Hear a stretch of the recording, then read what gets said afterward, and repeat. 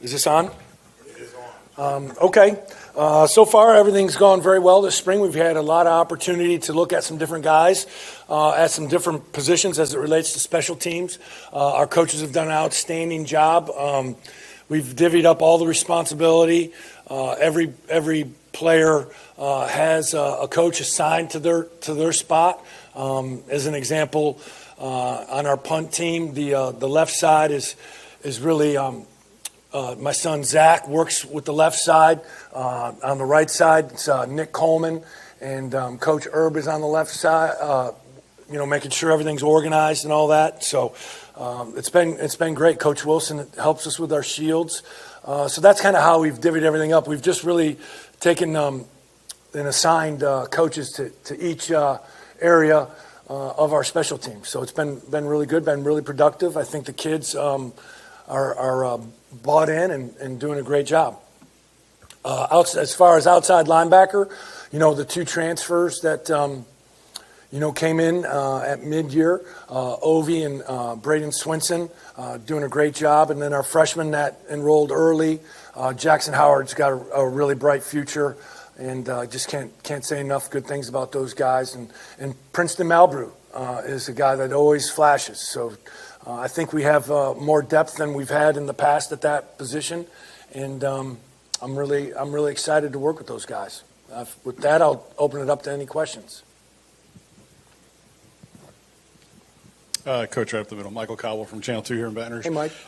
Just eyes and accountability on special teams. You were here last year. You kind of got to see it from afar, I guess. But how comfortable are you that you're going to have enough of both to really make sure that it's refined to the point that it needs to be? Oh, I'm very confident. Yeah, I think we've made great strides. I think we tweaked a few things, but not a lot. And really, it's not about what we did; it's about how we did it, and that's been our emphasis. And I think the players have responded very well, and I like the effort. I like the finish, and that's a big part of special teams. You got to have guys out there that do the little things right. They have attention to detail, but they strain and they finish. Hey, John. Glenn West with 24/7 Sports. Hey, Glenn. What were the conversations, I guess, like with Coach Kelly this offseason about how you could come in and maybe switch things up with the special teams and just how you could improve that unit from last year? The conversation was, I told him that I feel completely comfortable with being the special teams coordinator. I've been a part of special teams my entire career as a defensive coach, linebackers, safeties, whatever it may be. All of those guys are very involved in special teams, and I think with me having coached for Coach Kelly before in the past, he had a comfort level with me. We had great communication, and really it was, again, not what we did, but just how we did it. And so I think he's pleased. He hasn't been upset with me so far, so that's a good thing. And this is your fifth SEC stint and fourth SEC school. What are your biggest takeaways from coaching in the conference, and perhaps which team did you learn the most from while coaching there? LSU, of course. No, this is I think it's like my 13th year in this league. It's a very competitive league. Recruiting is at the forefront, as we all know, and very, very competitive each and every week. I mean, it's a tough conference, and I'm excited to be a part of it.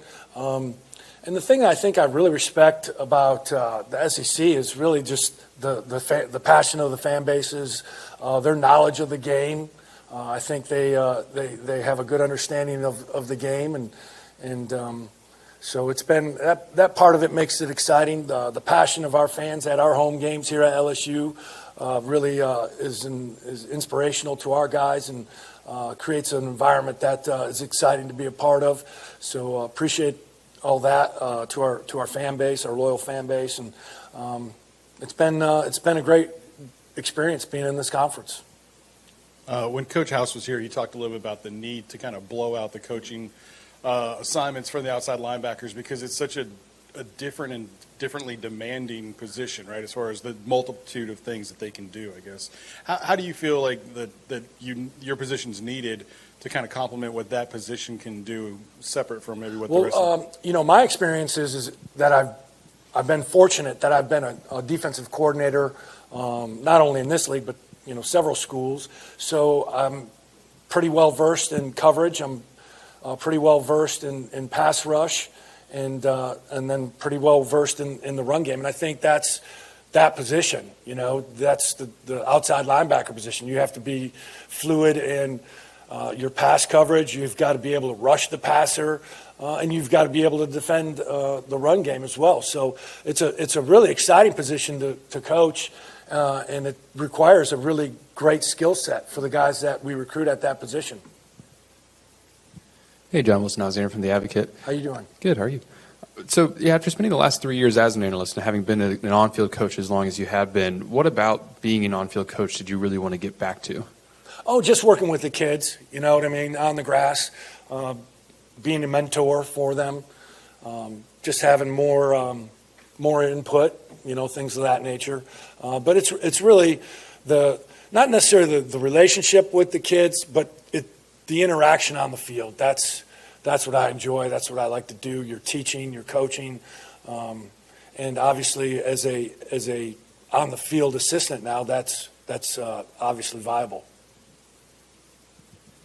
Hey, Coach, I'm just sort of curious, how much work have you had to do with Harold Perkins? Because last year is playing a little bit more on the outside, but they're transitioning more on the inside here. So how much are you working with Coach House to make sure that he kind of gets a bit of that balance? Coach House, he's playing will linebacker for us in most of our first and second down packages.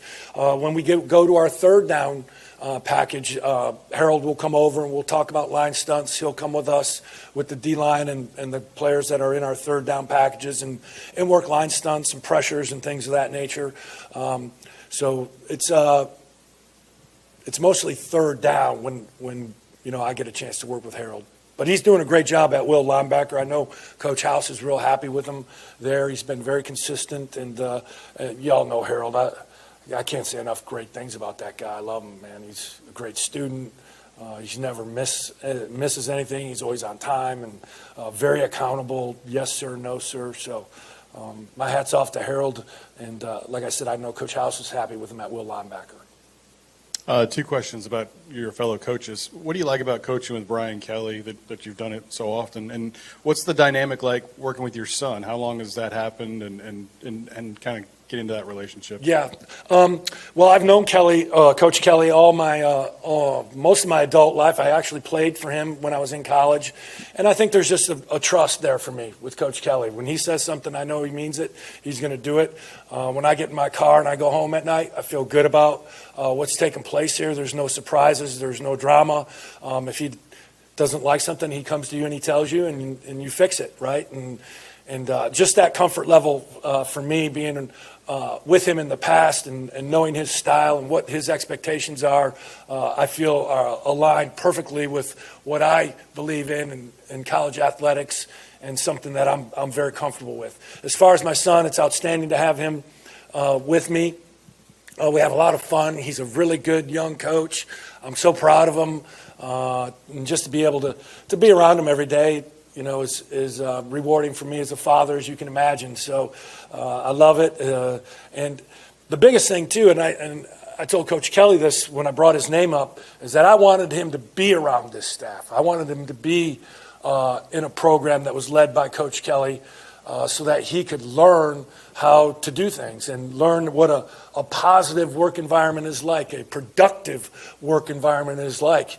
And couple that with the coaches that we have on defense, I think it's going to be a really worthwhile experience for him as a young coach. And he can learn a lot from these guys and as their mentors, as they mentor him, I should say. And I just wanted him to be around this group in particular. Yeah, hey, Coach, right here. Just the return game on special teams, just who you guys have working back there this spring, and just what is we got a variety of guys back there. We're catching a lot of punts, catching kickoffs. We put in some kickoff stuff today. It's an ongoing evaluation, but we feel good with the guys that we have back there. We have Greg, and then Kyle Parker's back there, Sage Ryan, Noah Kane. So there's a number of guys that are getting the work and the amount of reps that they need to get, so that we have a comfort level as punt returners and kick returners.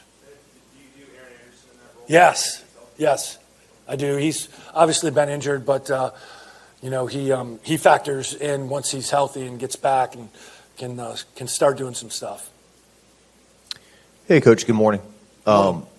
Ramos as the kicker. What did you evaluate the job he did last year, and what do you want to work on with him moving forward into his second I think the job that he did last year was outstanding. I mean, he came in, he made some big field goals. I mean, that field goal against Florida, I mean, that was a one-possession game with, almost 2 minutes left. And, he stepped in there and banged one home and put us up by 2 possessions. I thought that was huge. And I think he just continued to gain confidence. That's the thing that I saw in him last year. He just kept getting more and more confident.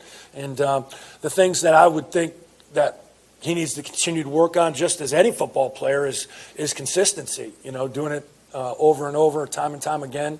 But he's certainly a guy that is in the mix, and we're going to be relying on him. Following up on that, John, down here, how much is this a competition between him and Nathan? I would say it's a pretty good competition. Every position is competitive, right? I mean, that's what spring is for. It's for guys to get out there and compete on a day-to-day basis. Nobody has a so-called job right now.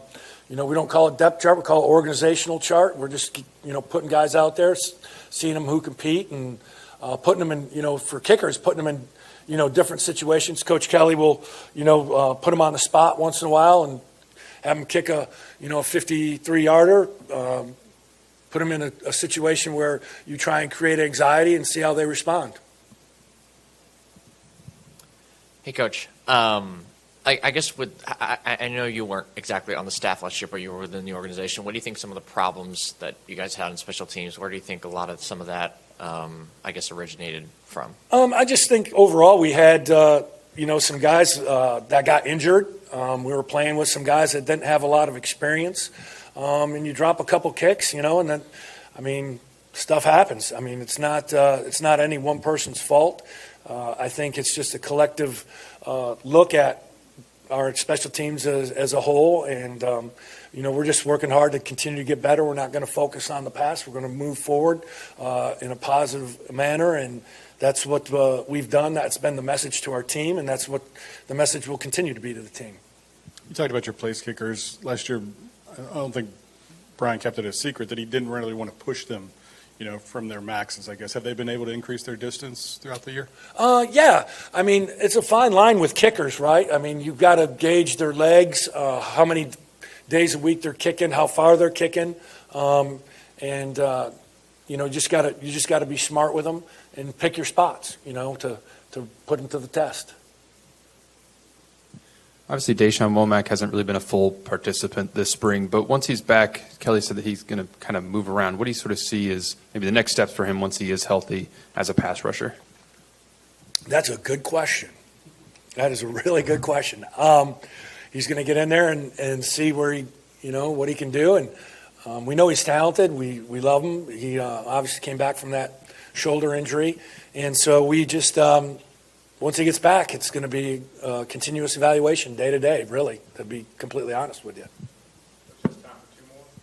Just Saturday, what do you want to see out of your position group? What do you try to want to see out of that defense? I know that it's going to be a little different, right? So adjusting the guys to that schedule. Sure. No, you want to see effort. You want to see execution. You want them to tackle and be turnover conscious. Second man in, start the lawnmower. Things like that, and I want them to see him getting out there and just playing hard, and enjoying it. This is a great program, LSU, great tradition and history. I know they feel a sense of obligation to that. That's part of our fabric and our culture here, and I'm just excited to see him get out there and compete. What's been your favorite thing about coaching guys like Ophi and Braden Swinson? Well, obviously they have experience. They've been in some other programs, so it's not like they're a true freshman. They have, even though maybe the terminology may be different, they have pretty good knowledge of some basic overall schemes. They played the position before, so I think just their experience is something that I rely on. I don't have to explain every little detail. There's a